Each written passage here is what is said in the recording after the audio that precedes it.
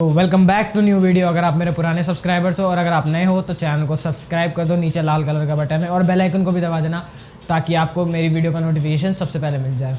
तो दिवाली का टाइम में बहुत सारे लोग स्मार्टफोन्स वगैरह ख़रीद रहे हैं, तो मैं अब ये एक वीडियो बनाना चाहता था इसके ऊपर कि स्मार्टफ़ोन ख़रीदते टाइम हमें क्या क्या चीज़ें देखनी चाहिए, क्योंकि इस साल मैंने देखा है कि बहुत सारे लोग जो भी फ़ोन ख़रीदते हैं वो मतलब उतना अच्छा फ़ोन नहीं होता, जबकि उस प्राइस रेंज के अंदर ये आपको बहुत सारे अच्छे डिवाइसेस मिल जाएंगे मार्केट के अंदर, लेकिन लोग फिर भी उन्हीं डिवाइसेस के ऊपर लगे हुए हैं और बाद में जाके उन्हें पता लगता है कि वो फ़ोन उतना खास है भी नहीं। तो इस वीडियो में मैं कुछ पॉइंट्स बताऊंगा जिनको आपको देखना है फ़ोन ख़रीदने से पहले, ताकि आप एक अच्छा और बढ़िया स्मार्टफोन ख़रीद सकें जो कम से कम आप 2 साल तो चला ही सकें। सो मेरा नाम है अक्षय, आप देख रहे हो थोड़ा ज़्यादा tech. Let's get straight into the video. So start करते हैं हम अपनी वीडियो को, और इसमें मैं आपको पहले ही बता दूं कि ये वीडियो थोड़ा सा लंबा होने वाला है और इसमें मैं पहले आपको थोड़ा सा आईफोन के बारे में बताऊंगा, उसके बाद आपको एंड्रॉयड के पास जाएंगे। तो अगर आपको डायरेक्ट एंड्रॉयड वाला देखना है, अगर आपको आईफोन नहीं ख़रीदना, आपको एंड्रॉयड फ़ोन ख़रीदना है, तो आप इस टाइम पे चले जाओ, इस पॉइंट पे चले जाओ। तो यहाँ से मैं एंड्रॉयड के बारे में बताऊँगा, लेकिन पहले हम बात करते हैं आईफोन के बारे में। जो लोग आईफोन ख़रीदना चाहते हैं या फिर जो लोग एंड्रॉयड यूज़ कर रहे थे और आईफोन यूज़ करने वाले हैं आगे, या फिर जिनके पास आईफोन था और अब आईफोन ख़रीदेंगे, तो उनके लिए मैं कहूँगा कि अगर आपके पास पहले से आईफोन था तो आप आईफोन ख़रीदोगे नया, और नया ख़रीदोगे मतलब 11 या 12 भी लोगे, उससे नीचे तो लोगे नहीं, क्योंकि आपको पता है कि क्या बाय करना है। लेकिन मैं उनके लिए बताना चाहूँगा जो पहले एंड्रॉयड यूज़ कर रहे थे और अब आईफोन में जाएंगे। देखो, अगर आप 12 सीरीज़ या 11 सीरीज़ या फिर 10 सीरीज़ का भी लेना चाहोगे तो कोई दिक्कत नहीं है, बिल्कुल ठीक है, कोई प्रॉब्लम नहीं आती उसके अंदर। लेकिन बहुत से लोग ये सोचते हैं कि हमारे पास पैसे नहीं है लेकिन ख़रीदना आईफोन है, तो जाते हैं आईफोन 6, 7, 8 में से कोई एक लेने। वो एक सबसे बेकार मेंटालिटी है, क्योंकि आईफोन 6, 7, 8 अगर आप लेने जाओगे, पता है कितना पुराना फ़ोन है। आईफोन 6 5 साल पुराना फ़ोन है, 5 साल पुराना आईफोन 6, आईफोन 7 4 साल पुराना फ़ोन है।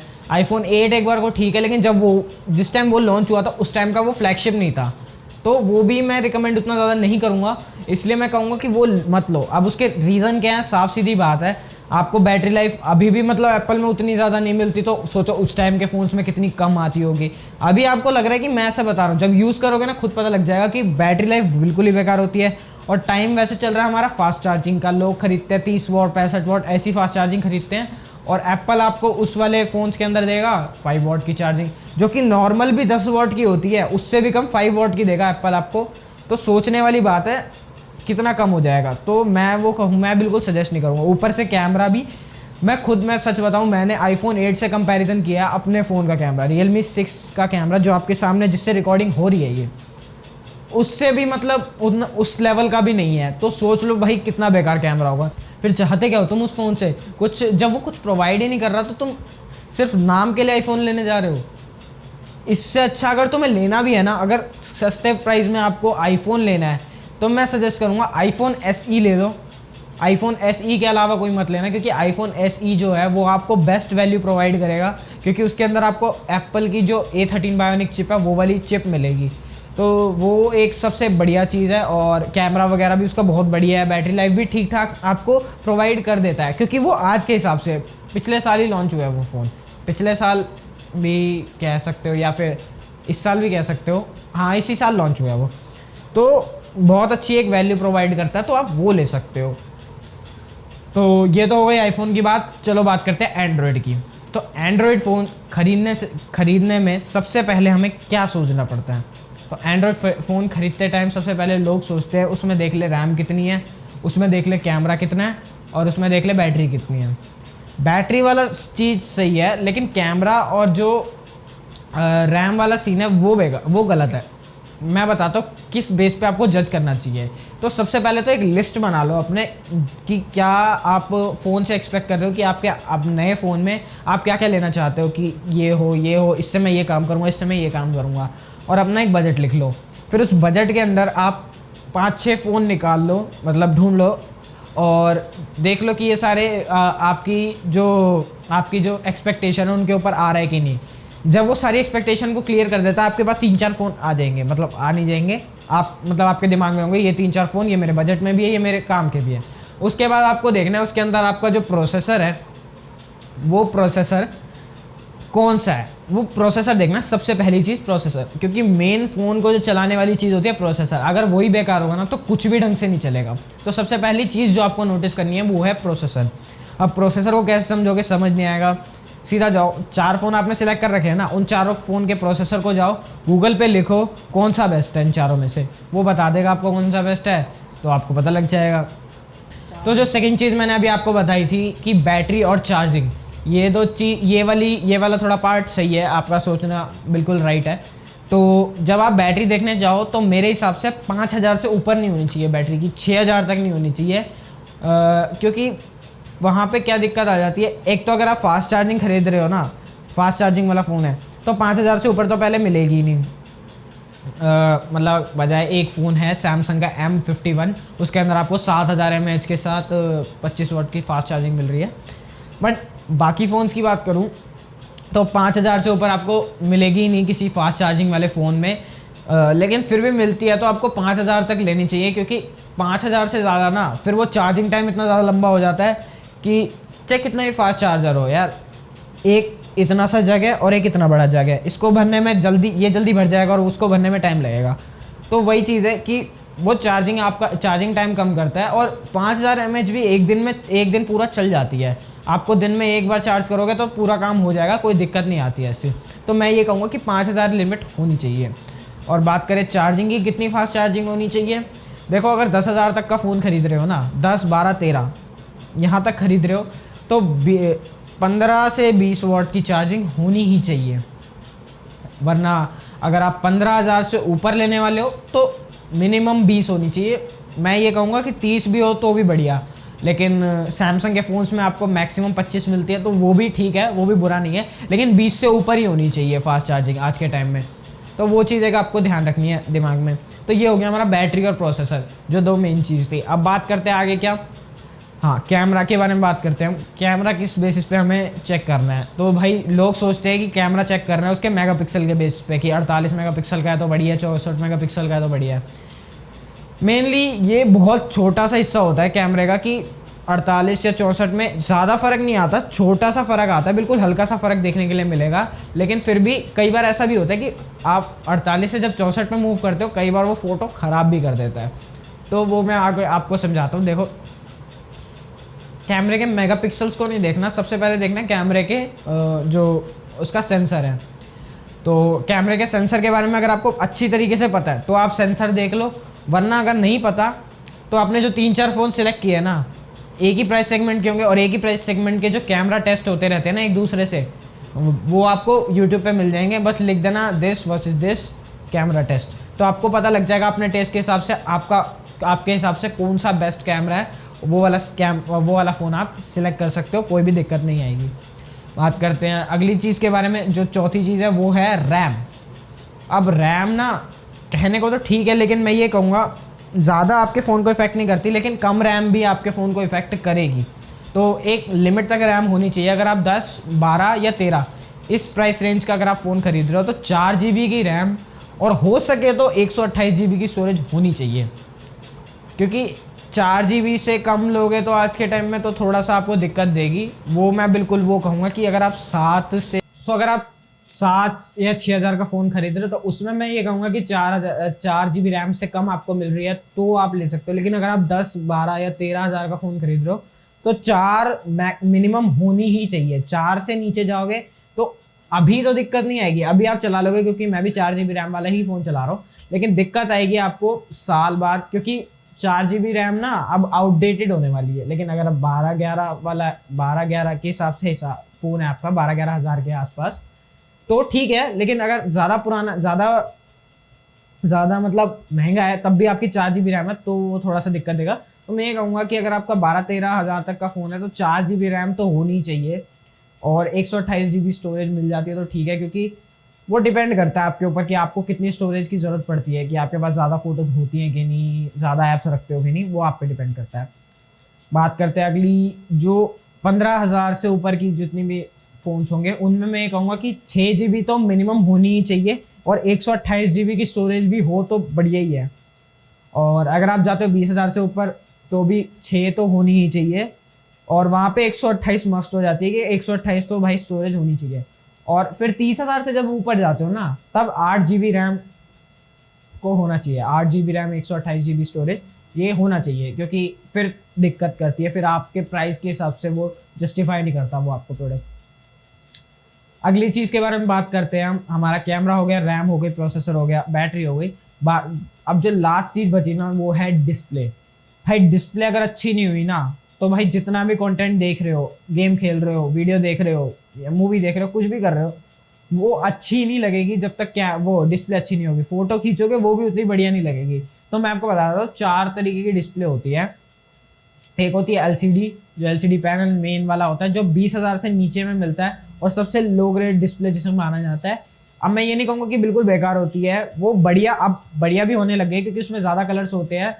तो सबसे नीचे रहती है वो एलसीडी वाली, और 20,000 के नीचे आपको वही मिलेगी। लेकिन आप फिर भी यूट्यूब पे देख सकते हो रिव्यूअर्स की वीडियोस। कोई भी फ़ोन लेने से पहले एक बार उस जो भी आपने फ़ोन सेलेक्ट किया उसकी वीडियोस ज़रूर देख लेना, 3-4 आप यूट्यूब पे। और क्या कहते हैं, जो उसकी डिस्प्ले है, वो डिस्प्ले ना एलसीडी मिल जाएगी, लेकिन एलसीडी डिस्प्ले भी आजकल बहुत अच्छी आने लगी है, बहुत कलरफुल होती है, वाइब्रेंट और पूरी तरीके से सैचुरेटेड होती है, कोई दिक्कत नहीं आती है। बात करें अगली जो डिस्प्ले होती है, वो होती है एमोलेड या सुपर एमोलेड। एमोलेड होती है वो आपको 20,000 से ऊपर के फोन्स में मिल तो जाएगी, लेकिन उसमें एक थोड़ी सी कमी होती है कि वो उसके जो ब्लैक्स वगैरह होते हैं ना, वो भाई एकदम बिल्कुल बढ़िया से होते हैं। क्योंकि एलसीडी पैनल में देखोगे ना, ब्लैक आपको क्लियर ब्लैक नहीं मिलेगा, वो ग्रे दिखेगा। लेकिन अगर आप एमोलेड में देखते हो तो वो बिल्कुल ब्लैक दिखता है। और जो सुपर एमोलेड होती है वो आपकी बैटरी भी बचाती है, क्योंकि एमोलेड जो होती है ना, उसके कलर्स इतना ज़्यादा अच्छे होते हैं, वो बैटरी ज़्यादा लेती है, लेकिन सुपर एमोलेड आपकी बैटरी भी बचाती है। और एक होती है ओलेड। अब ये ओलेड जो है वो सुपर एमोलेड के बराबर ही होती है, बस टेक्नोलॉजी थोड़ी सी अलग है, लेकिन होती वैसी ही है। तो अगर आप उसकी तरफ जाना चाहो तो वो भी अच्छी है, लेकिन 20,000 से ऊपर ही मिलेंगी ये वाली डिस्प्लेज आपको, उससे नीचे मिलना तो पॉसिबल नहीं है। लेकिन अगर आप सैमसंग का ले रहे हो तो सैमसंग के फ़ोन्स के अंदर शायद मिल भी जाए आपको, नहीं मिल ही जाएगी आपको सैमसंग के फ़ोन्स के अंदर सुपर एमोलेड तो मिल ही जाएगी। तो बजाय अगर आप सैमसंग के अलावा कोई और फ़ोन खरीद रहे हो तो भाई देख लेना। तो ये तो हो गए कुछ मेन जो आपको ज़रूरी देखना ही चाहिए, ये सारे फीचर्स। अब मैं ज़्यादातर लोगों को यही कहूँगा कि आप यहाँ पे वीडियो ख़त्म करके जा सकते हो, बट मैं उन लोगों के लिए आगे जो कुछ फीचर्स और बताना चाहूँगा जो बिल्कुल डीपली देखना चाहते हैं कि अपना फ़ोन मतलब बेस्ट ही लेना चाहते हैं, उनके लिए मैं बताऊँगा कुछ चीज़ें जो फ़ोन में देख ले तो और ज़्यादा बेटर फ़ोन खरीद सकते हैं। सबसे पहली चीज़ जो आपको देखनी होगी उसमें वो है स्टोरेज टाइप।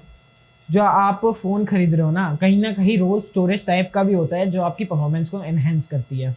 तो स्टोरेज टाइप का आपको ध्यान रखना है कि जो स्टोरेज टाइप है वो आपकी होनी चाहिए। मतलब वैसे तो 4 टाइप की होती है, एक UFS 2.1, एक UFS 2.0, 2.1, 3.0 और 3.1। तो 10,000 के नीचे अगर आप कोई फ़ोन देखते हो तो उसके अंदर आपको मिलती है UFS 2.0 की स्टोरेज। लेकिन अगर आप देखते हो 10,000 से ऊपर और 20,000 से नीचे के फ़ोन्स या फिर 25,000 तक भी जा सकता है ये लिमिट, तो आपको वहाँ पे मिलती है UFS 2.1 स्टोरेज, जो कि ज़्यादातर फ़ोन्स में आपको देखने के लिए मिल जाती है। लेकिन अगर आप जाते हो फ्लैगशिप फ़ोन्स की तरफ, वहाँ पे आपको मिलती है UFS 3.0 स्टोरेज। और वहाँ मतलब 30,000 से ऊपर का फ़ोन है तो वो होनी ही चाहिए। अगर वो नहीं है तो फिर कहीं ना कहीं आपका फ़ोन स्लो करेगा, स्टोरेज की वजह से थोड़ा सा स्लो होगा, वो चीज़ भी आपको ध्यान में रखनी है।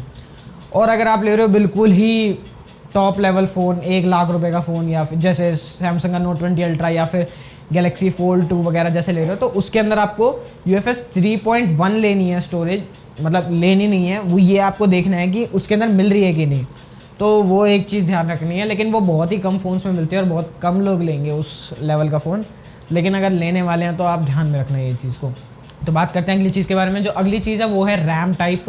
तो रैम भी 3 टाइप के आपको आजकल देखने के लिए मिलती है, जो कॉमनली आपको फ़ोन्स के अंदर मिलती है। जो सबसे लो बजट वाले फ़ोन्स होते हैं उनके अंदर आपको मिलती है LPDDR2 RAM, LPDDR3 RAM sorry, वो आपको मिल जाएगी 15,000 तक के फ़ोन्स के अंदर। 15,000 से भी नीचे ही कहूँगा, ये 12-13,000 तक में मिलती है। उसके बाद के जितने भी फ़ोन्स होते हैं उसके अंदर आपको मिलती है LPDDR4। और जैसे ही आप जाते हो बिल्कुल फ्लैगशिप वाले सेक्शन में, वहाँ पे आपको मिलती है LPDDR5। तो ये चीज़ें आपको ध्यान रखनी है कि आपको ये देख के लेना है आपके फ़ोन्स के अंदर कि LPDDR5 रैम मिल रही है कि नहीं, फ्लैगशिप है तो, मिड रेंजर है तो LPDDR4 है कि नहीं, तो वो चीज़ ध्यान में रखनी है।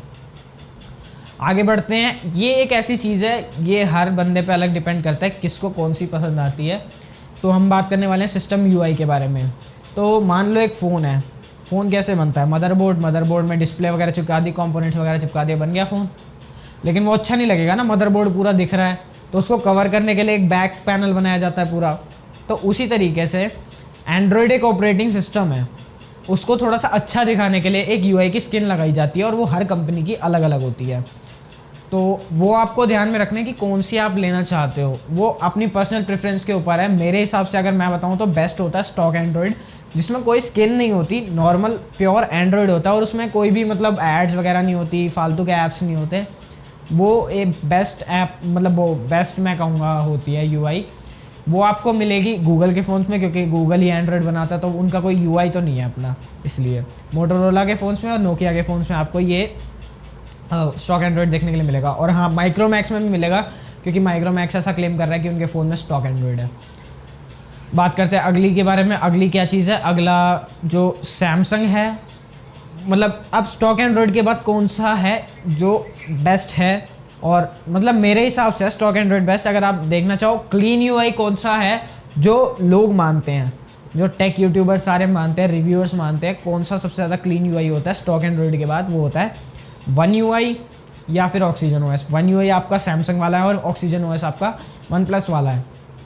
और इसके नीचे अगर आप जाते हो तो आपको colour OS, one touch OS, MIUI, Realme UI, ये सारे देखने के लिए मिलेंगे।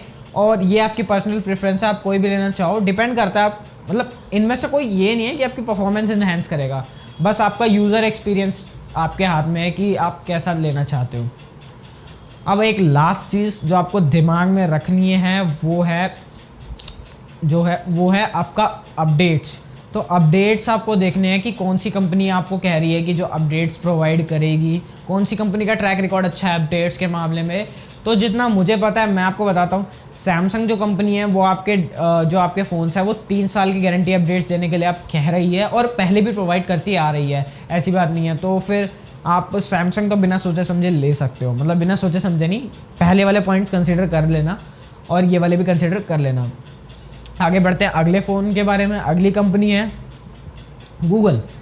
भाई गूगल तो जैसे ही मान लो अगर आज एंड्रॉयड 11 लॉन्च हुआ है ना, तो आज ही सारे के सारे सारे के सारे फ़ोन्स में आपको एंड्रॉयड 11 देखने के लिए मिल जाएगा, जितने भी गूगल के पिक्सल फ़ोन्स हैं। क्योंकि एंड्रॉयड बनाता ही गूगल है, तो वो सबसे पहले अपने फ़ोन्स के लिए ही बनाएगा। तो वो बनाते ही जैसे ही लॉन्च करते हैं एंड्रॉयड 11 सारे फ़ोन्स में अपडेट दे देता है।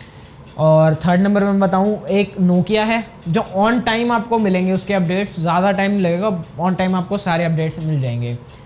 और एक कंपनी और है आपकी जो आपको टाइम पे प्रोवाइड करती है, वो है रियलमी का नाम मैंने इसलिए लिया क्योंकि वो मैं खुद यूज़ कर रहा हूँ। Realme 1 जो रियलमी का पहला फ़ोन था, मैं वो वाला फ़ोन यूज़ करता आ रहा हूँ, और आज तक उसके अंदर सिक्योरिटी अपडेट्स तो हर महीने आते हैं, लेकिन जो उसके सॉफ्टवेयर अपडेट्स थे 2 साल तक, तो उसमें भाई पूरी तरीके से सॉफ्टवेयर अपडेट्स आप मेरे को देखने के लिए मिले थे। इसलिए मैं कहूँगा कि Realme भी एक अच्छी चॉइस है, क्योंकि वो अपडेट्स प्रोवाइड कराते हैं, ये चीज़ मैंने नोटिस करी है, तो वो भी एक अच्छी चीज़ है, आप देख सकते हो।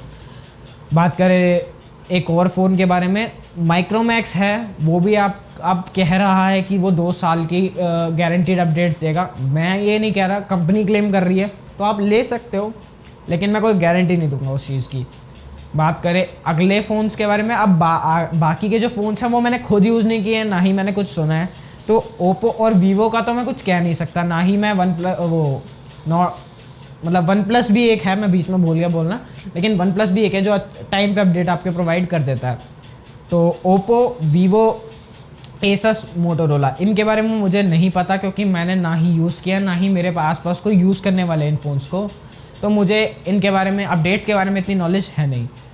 बात करूँ Xiaomi के बारे में, तो भाई उसमें बहुत पंगा है अपडेट्स को लेके। मैंने जितने भी मेरे दोस्त हैं जिनके पास Xiaomi के फ़ोन्स हैं, अपडेट के मामले में बड़ी दिक्कत आती है, कई बार कोई लैग आ जाता है, कभी कोई बग आ जाता है उनके अपडेट्स में। मतलब ज़्यादातर फ़ोन्स में नहीं आते, लेकिन कुछ ऐसे फ़ोन उनके निकल के आते हैं कि उसमें अपडेट्स ढंग से आ ही नहीं पाता। जैसे अभी उनका एक अपडेट, अभी एक पीछे क्या हुआ था, MI A3 नाम का एक डिवाइस था जिसके अंदर इतने सारे मतलब अपडेट्स, मतलब इतने सारे बग्स आ गए थे। पहले एक अपडेट आया, इतने बग्स आ गए कि उन्हें अगला अपडेट देना पड़ा, फिर उसमें बग्स आए, मतलब बहुत सारी दिक्कतें आ जाती हैं। तो Xiaomi का अगर आप मेरे से पूछो तो मैं प्रेफर नहीं करूँगा, तो उसकी तरफ भी आप ना जाओ तो अच्छा है।